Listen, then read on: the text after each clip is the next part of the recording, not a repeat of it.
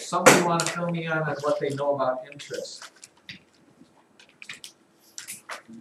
Member Kreis? Like 30%.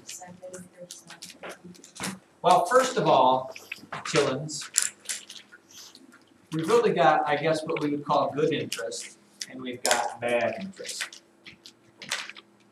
What is good interest as opposed to bad interest? Nick Shanks? Bad interest is like if you miss a credit card payment, then you have to pay that interest. Okay, bad interest would fall on the lines of anytime you borrow money, whether it be credit cards or banks or lending institutions, okay? Bad interest is money that you have to pay, money you pay to borrow money. Okay, and I'll give you, for example, and we'll figure this out. You know, you go and buy a house. Most people don't have $250,000 to $300,000 in the bank to sit down and write out a check and say, "Here, I'd like this house. Here's my check."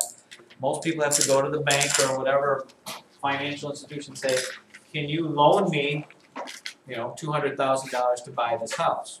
And the bank says, "Yes, I will gladly loan you $200,000 if you pay me 4%, which is kind of what it's at now, 4 to 5% interest on that $200,000. Now, to make a long story short, if you borrow $200,000 and you pay 5% interest, you're going to pay 1, 2, 3, 5, and a 10. 1, 2.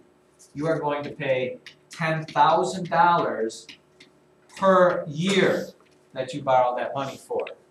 In other words, if it's a 30-year loan, that means you are going to pay $10,000 times 30. You are going to pay the bank $300,000 in interest over 30 years for them giving you the $200,000 to buy the house right there. That's bad interest. Okay, and that's probably not terribly far from the truth. I mean, people typically would pay that. So your $250,000 house is in the end going to cost you $500,000 or whatever. Okay. Same thing with cars. That's why they are, you know, cars, when they're having a big sale, they say 60 months no interest.